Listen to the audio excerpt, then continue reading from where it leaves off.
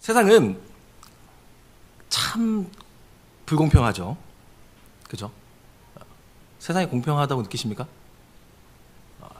우리 나이가 어릴수록 더 거칠게 고개를 좌우로 이렇게 흔들어. 사람마다 출발선이 다르고 가진 것도 그 능력도 다 다릅니다. 그죠? 한때 많이 돌았던 그림이 있어요. 한번 볼까요? 네.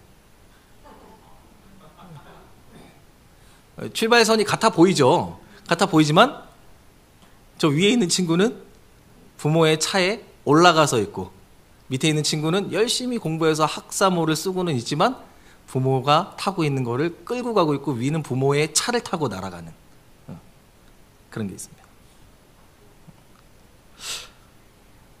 그렇죠? 불공평한 거예요. 세상은. 네. 당연히 불공평한 겁니다.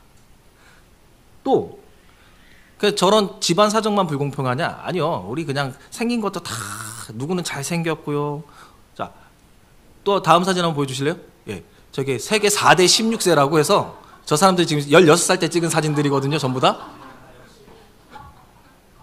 참 그래도 저 세계 4대 16세 중에서 우리나라 강호동님이 껴있다는 게 참 자랑스럽습니다. 저기 왼쪽에 있는 드웨인 존슨이라는 사람, 저 영화 배우인 거 아시죠? 원래 프로레슬링 했던 영화 배우인데 다들 학교 체육 선생님 온 줄 알았대요. 16살 때 고등학교 때. 그래요. 다 달라요, 외모가. 누구는 지금도 고등학생 소리를 듣고, 그죠? 저 뒤에서 신민정 선생님이 화이팅 넘치게 손을 들었는데, 그래요. 잘생긴 외모, 그죠? 또 좋은 피지컬. 저 사람들은 생긴 게 아니라 외모가 아니라 피지컬을 얘기한 거예요. 몸이 엄청 좋은 사람들이거든요. 한 사람도 빠짐없이. 그리고 어떤 사람은 또 좋은 두뇌를 타고 태어납니다. 그리고 좋은 사람 있으면 그 반대 사람들도 있겠죠. 너무 불공평한 세상입니다. 내 친구는 강남에 사는데 나는 평촌밖에 못 사네. 내 친구는 평촌 사는데 나는 군포에 살고 있네. 내 친구는 군포에 사는데 난 비봉에 살고 있네. 이렇게 되는 거예요. 그렇게 하다 보면 저기 땅끝마을까지 갈 수 있어요. 얼마든지. 근데 세상 하나 공평한 게 없어요. 누구는 자식이 잘 되고 누구는 자식이 안 되고 막 하면서 모든 게 불공평한 세상이지만 공평한 게 딱 하나 있죠. 그게 뭐예요? 죽음이라는 겁니다. 누구나 언젠가는 죽음을 맞이할 수밖에 없다라는 거죠. 아무리 높은 자리에 있던 사람도, 그죠?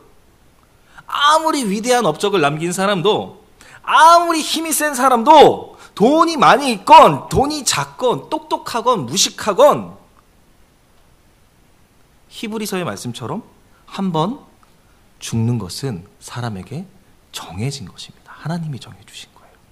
그래서 그 누구도 마지막을 피할 수가 없습니다.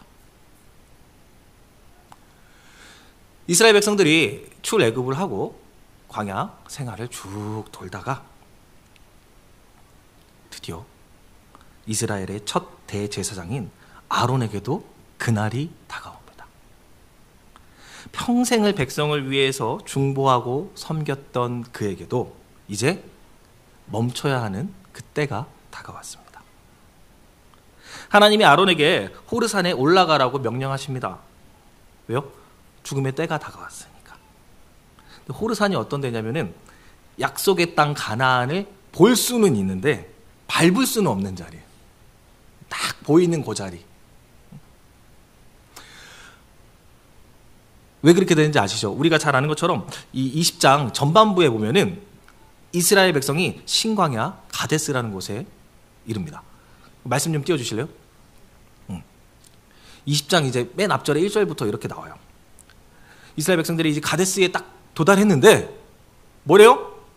이 이스라엘 인간들이 또 징징대는 거예요. 물이 없어요, 물이 없어요, 물이 없어요. 차라리 죽었으면 싶다 내가 하면서 이게 또 징징거리고 있는 거야. 차라리 우리가 애굽에 있었으면 좋았을 텐데, 응? 무화과도 먹고 싶고 포도도 먹고 싶고 석류도 먹고 싶고 먹고 싶은 거 많은데 맨날 저 뭔지도 모를 거 그냥 하늘에서 떨어지는 거나 먹고 쇠고기 입에서 닭똥 냄새 난다 막 하면서 자꾸 신소리 하는 거야. 이렇게 사태가 벌어질 때마다 모세와 아론은 뭘 해요? 하나님 앞에 나아갑니다. 회막 앞에 엎드리죠. 이 모든 사태를 보고 계셨던 하나님은 이 지겹게도 징징거리는 이 백성에게 이제 분노도 안 내세요. 그죠?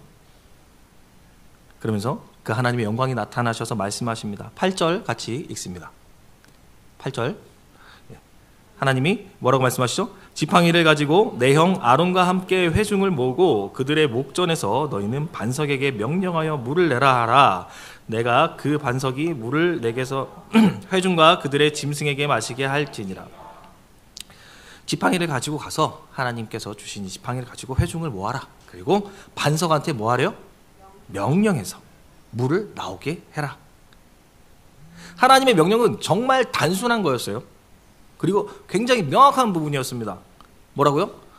저 이스라엘 백성들에게 물을 줘라. 방법은 뭐요? 지팡이를 들고 가서 바위에게 명하여서 물을 내게끔 해라. 저 진짜 거지 같은 이스라엘 백성들에게 하나님은 또다시 은혜를 베풀어 주시는 거예요. 그게 하나님의 마음이었죠. 근데 문제가 생기죠. 그 문제가 뭐예요? 모세와 아론이 분노를 한 겁니다. 왜 분노했을까? 여러 가지 추측들이 있어요. 복합 다중적인 추측이 있는데 누구보다 하나님을 가까이서 만났잖아요.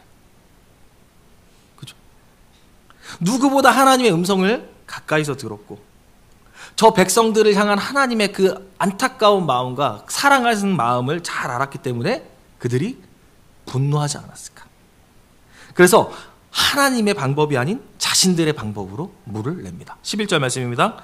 모세가 그의 손을 들어 그의 지팡이로 반석을 2번 치니 물이 많이 솟아나므로 회중과 그들의 짐승이 마시니라. 하나님 뭐라고 말씀하셨죠? 근데 지팡이로 반석을 쳐버립니다. 자, 이게 잘 생각해야 돼요. 지팡이가 우리가 알고 있는 요런 할아버지 짓는 지팡이가 아니죠. 목동이 들고 있는 이렇게 길다란 지팡이죠. 자, 그걸로 모세가 어떻게 쳤어요? 그게 중요해요. 2번 치니라 톡톡 이렇게 쳤을까요? 어때요? 이래갖고 있는 힘껏 풀스윙을 치지 않았을까? 그죠? 그것도 한 번으로 승이 안 풀려고 한 번 더 치지 않았을까? 그래요. 하나님의 백성, 왕 대신 하나님의 통치를 받는 백성, 그 하나님이 말씀하신 대로 해야 되는데 레위기 19장 2절에 보면 하나님이 이렇게 말씀하시죠. 너는 이스라엘 자손의 온 회중에게 말하여 이르라. 너희는 거룩하라. 이는 나 여호와 너희 하나님이 거룩함이니라. 거룩하게 구별된 백성, 하나님의 말씀을 따라 사는 백성, 하나님의 법과 그 뜻에 따라 살아가야 되는 백성인데 그 가운데서 가장 본이 되어야 되는 이 모세와 아론이 하나님이 직접 귀에다 대고 말씀하신 음성을 듣고도 그 뜻을 거스른 거예요. 이스라엘 백성이나 모세나 아론이나 지금 하나님 입장에서는 똑같은 것들이. 이게 인간의 모습입니다. 모든 것을 주관하시고 평가하시고 결정하시는 분은 하나님이세요. 하지만 지금 이 모세와 아론이 하나님의 마음을 대변해서 분노한 것처럼 보이지만 결국은 뭐예요? 결론은 내 생각, 자기 생각에 자신의 생각으로 자신의 의로 하나님의 일을 행한 겁니다.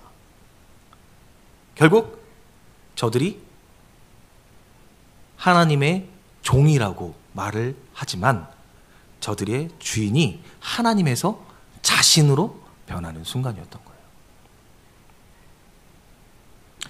그렇게 이제 아론이 이스라엘 백성이 함께 호르산이라는 곳에 멈춰 서게 되고요. 이 앞에 있었던 일의 결과로 인해서 약속의 땅, 축복의 땅, 그 가나안에 들어가지 못하게 됩니다. 이제 아론은 이 호르산에 남아야 돼요.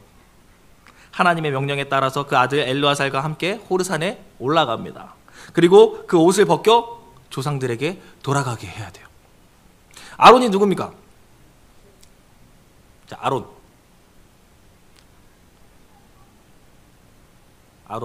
이상한 거 생각하지 말고 만화 같은 거. 아까 말씀드린 것처럼 그는 이 민족의 지도자 모세의 형님입니다. 그죠? 형이죠. 입이 둔하다는 이 모세를 대신해서 대신 말하는 사람이었죠. 하나님이 네 형 아론에게 가라. 그가 너를 대신해 말할 거다. 출애굽부터 지금 이 호르산에까지 이스라엘을 끌어왔던 사람입니다. 초대 대제사장으로서 사명을 감당했었고요. 민족을 위해서 모세와 함께 하나님 앞에 늘 엎드렸던 사람입니다. 아말렉과의 전투 중에서는 모세의 팔을 들고 있었고요. 민족을 이끌었던 지도자 중에 한 사람. 그런 그가 지금 옷을 벗음과 동시에 조상들의 품에 돌아가게 되는 겁니다. 그가 죽음으로 인해서 온 이스라엘이 마지막 절에 보면 30일간이나 애곡을 합니다. 그렇죠? 정말 사랑받는 지도자였나 봐요. 이 이별의 때가 참 슬픕니다. 제가 이 세비전 양현민교회에 와서 제 기억으로 장례가 한 5번 정도 있었어요. 기억 못 하시죠? 1번이 저희 할머니였어요. 제가 여기 온 지 얼마 안 돼서 저희 할머니 돌아가서 그때 코로나 때라 그 시즌 때라 목사님이랑 저기 박님이랑 오셨어요. 두 분만 멀리. 그리고 2번이 우리 저기 건희 엄마 외할아버지, 우리 처외할아버지, 거기가 2번이었던 것 같고, 그 다음에 우리 지혜란 집사님, 신인철 집사님, 배서한 형제까지. 근자에 저는 또 상이 또 한 2번 정도 더 있었고, 어쨌거나 그 중에 2번이 저희 집 장례였습니다.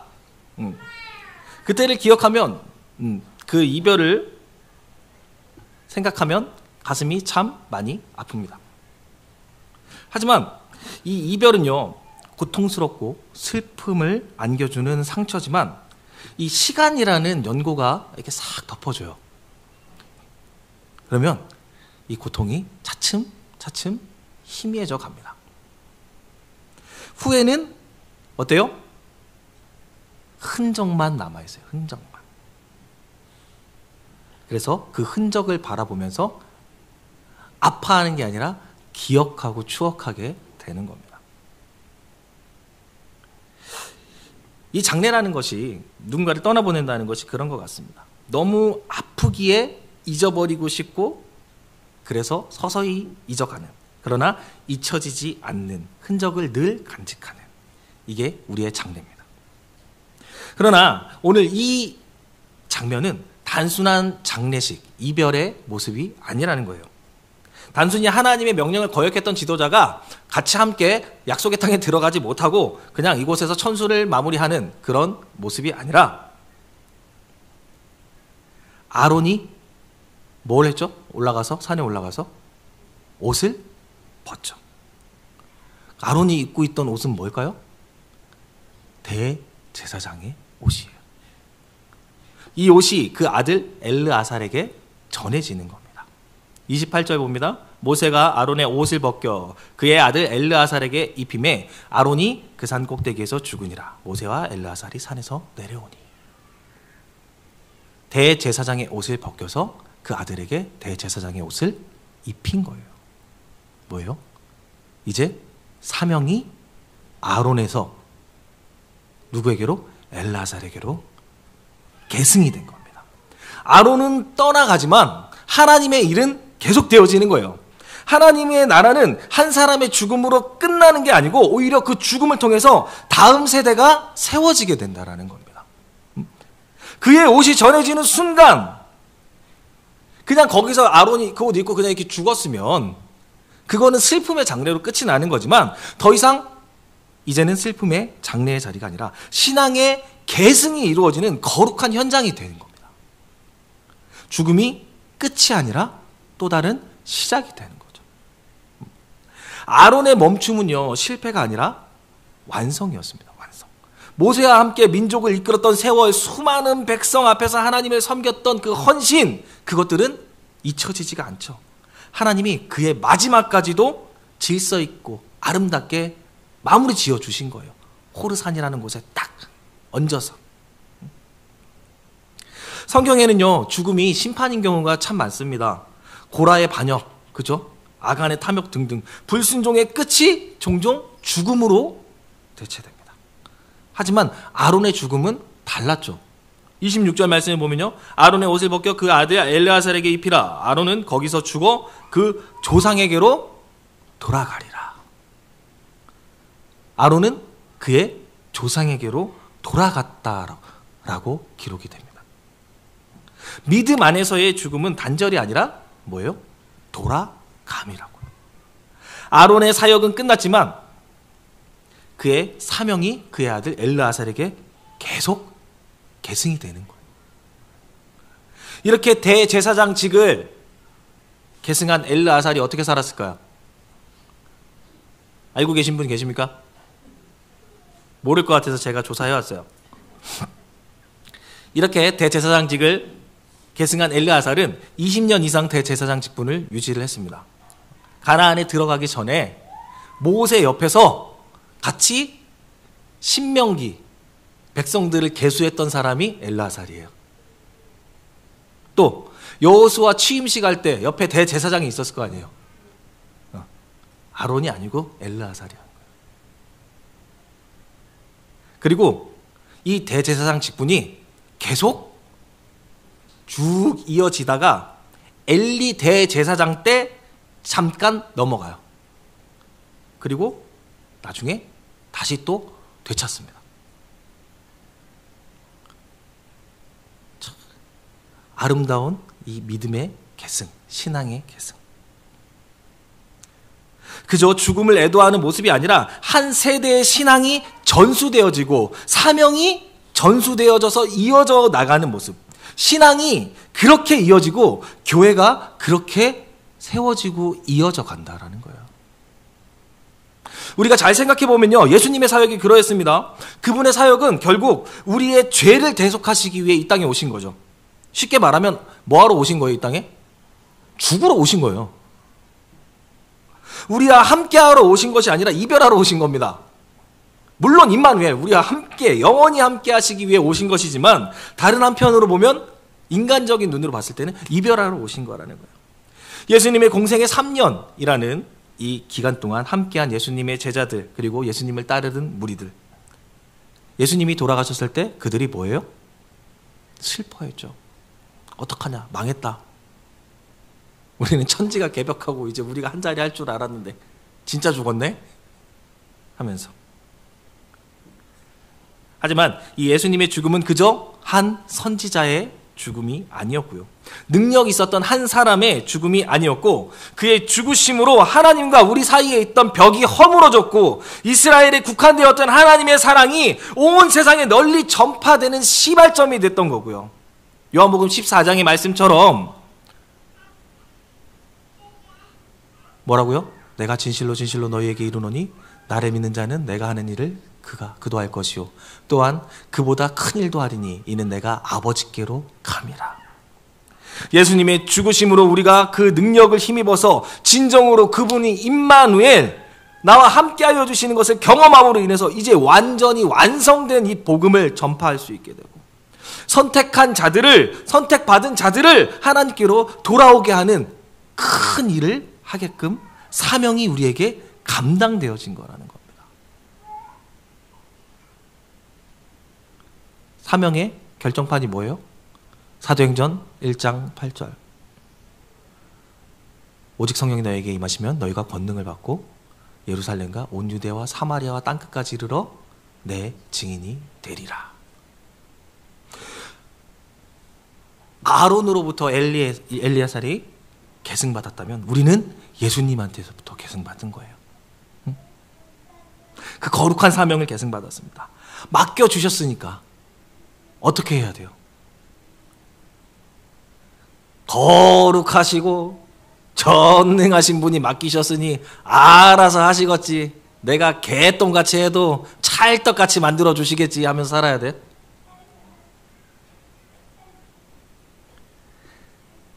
우리가 이 일을 맡겨주셨다는 것만 기억할 게 아니라 우리 힘으로 감당할 수 없다는 것도 늘 기억하며 살아야 된다는 거죠. 말씀이 뭐예요? 오직 성령이 너희에게 임하시면, 예수의 영, 그 성령이 우리에게 임하여 주시고 그 빛 대신 예수의 영이 우리를 밝히 비춰주실 때 우리의 더러움과 추악함이 다 드러나게 되고, 도저히 예수님을 믿을 수 없는 나의 죄된 모습, 도저히 사용할 수 없는 더러운 모습, 그런 나의 모습, 하나님의 사랑, 예수님이 사랑하셔서 겨우 쓰임받을 수 있는, 늘 하나님과 예수님을 믿고 의지하는 모습이 아니라 세상을 사랑하고 돈과 명예와 사람을 믿고 의지하는 나의 그 더럽고 추악한 모습을 직면하고 인정하고 받아들이고, 이제 나의 힘과 능력으로는 이 더러움과 추악함에서 벗어날 수 없습니다 라는 것을 깨끗하게 인정하고 뭐 해야 돼요? 회개해야죠. 그렇게 회개할 때 비로소 하나님이 깨끗게 하여 주시고, 깨끗하고 구별되어서 거룩하게 되어짐을 통해서 비로소 그때서야 쓰임받을 수 있는 도구로 사명을 감당할 수 있게 되는 게 우리의 모습인 거예요. 뭐 그냥 대충 그냥 가라고 했으니까 하라고 했으니까 하면 되는 줄 알아요? 하나님 함께 하실 것 같아요? 그래서 힘들어요. 나의 삶과 행동 모든 부분을 그분 손에 맡겨드리고 크고 위대하신 그분의 계획하심과 그 일하시는 가운데 내가 다만 한 조각이라도 내가 그 크신 일 가운데 쓰임받을 수 있음에 늘 감사하면서 살아가는 것이 우리가 해야 될 일이라는 거. 그리고 여기서 멈춰서는 게 아니라 나 쓰임받았다. 그래, 이제 나 하나님이 계획하신 가운데 살아. 아싸, 나는 뭐야, 이제 하나님과 함께 천국 가겠다. 나이스 하고 끝내는 게 아니라 이 믿음을, 이 사명을 뭐 해야 돼요? 우리도 후대에게 전하는 일까지 감당을 해야 되겠죠. 그게 우리에게 맡겨주신 사명의 엔딩이에요, 엔딩. 우리가 갖고 사명 받고 그걸로 오케이, 나 좋아 하면서 하나님 일했어 하고 끝내는 게 아니라 이거를 전하는 것까지, 이거를 책임지고 맡길 자까지 넘기는 것, 바톤을 넘겨주는 것까지가 우리가 해야 되는 일이라고요. 그게 죽어가는 다음 세대를 살려내라는 하나님의 명령, 그 일을 감당하는 일 뭐예요? 지금 우리가 하고 있는 일입니다. 더행복 청소년 수련회 캠프, 그죠? 점점 어두워져만 가는 이 세상 가운데서 오롯이 예수를 전하고 높이고 그 예수로 살아가는 삶을 알려주는 거. 어제 청년 모임 때 목사님도 말씀하셨지만 사실 저희 집에서 저희 부부가 밤마다 이제 정치 얘기를 해요. 정신이 온전하면 매일 걱정을 하시는 분이시라 얘기를 하면 그거에 대해서 얘기를 하는데 진즉부터 얘기를 했어요. 1월달 작년 12월인가 1월달부터 맨날 얘기했어요. 아, 내년에 캠프 못할 수 있지 않을까? 라는 말을 진짜로 했었어요. 저희는 많이. 어쩌면 10회가 마지막일 수도 있겠다 라고. 왜냐고요? 저기 그 사람이 되면 이제 못할 수도 있어요. 하나님 하게 하면 하겠지, 그죠? 근데 비단 억측만은 아닐 거라는 거예요. 그러니까 이번이 마지막이라는 간절한 심정으로, 물론 하나님이 11회, 12회, 13회, 100회까지도 하실 거예요. 하지만 우리는 매번 맞이하는 캠프가 마지막이라는 간절한 심정으로 우리에게 맡겨주신 사명을 감당해 나가야 된다는 거예요. 아유, 하셨으니까 하겠지. 여태까지 했는데 부족한 적 없었잖아. 그 부족하지 않은 것 가운데 하나님이 안 하셨으면 어떡할 뻔했어. 기도하지 않았으면 어떡할 뻔했어. 익숙함이 가장 무서운 겁니다. 그렇기 때문에 이번이 마지막일 수도 있다라는 마음으로 항상 그 일을 해야죠. 그리고 더행복 교실과 이어져서 반드시 우리가 해야 될 이 더행복 대안학교까지 어떻게 변할지 모르는 이 세상 가운데, 교육 환경 가운데에서 우리의 자녀를 우리가 지키고 우리가 양육하고 우리가 가르친다. 참된 예수의 사람으로 키워내기 위해서 해야 되는 이 사명. 우리의 신앙이 전수되어지고 전수를 받은 우리의 자녀들이 그들의 자녀들에게 이 계승되어지는 아름다운 신앙의 유산들. 주님 다시 오시는 그날까지 끊어지지 않고 이어져야 될 사명이라는 거예요. 반드시 이어져야 될 우리의 사명. 이를 이뤄가기 위해서 우리가 늘 기도해야 되는 거예요. 기도 안 하고 우리 힘으로 할 수 있을 것 같아요. 해보라니까요. 그럼 기도하게 하신다고. 그런 상황을 만들어 주신다고. 주님, 내 힘과 능력으로 이 땅 가운데서 거룩히 살아갈 수 없습니다. 맡겨주신 사명 못 감당합니다. 그러니까 사명 잘 감당할 힘과 능력을 나에게 주시옵소서.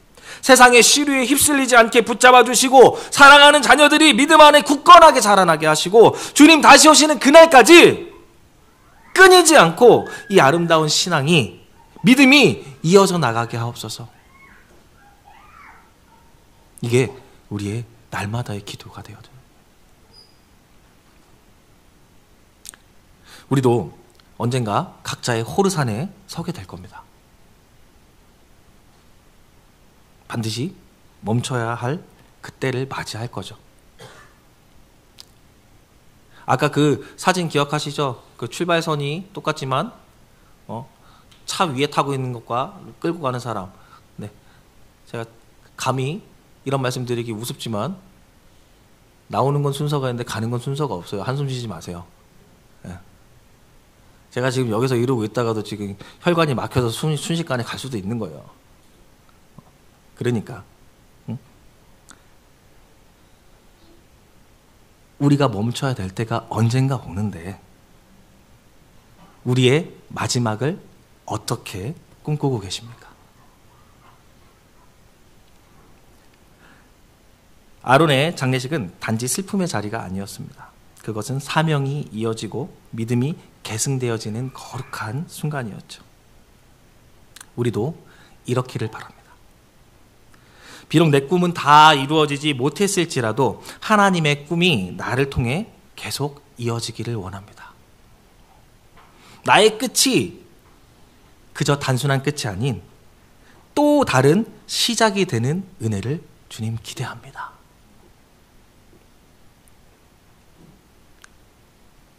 그냥 바라고 원하고 살아가는 게 아니라 이를 위해서 날마다 기도하고 하나님을 붙잡고 예수님과 늘 동행하며 살아가는 저 여러분 되길 간절히 소망합니다.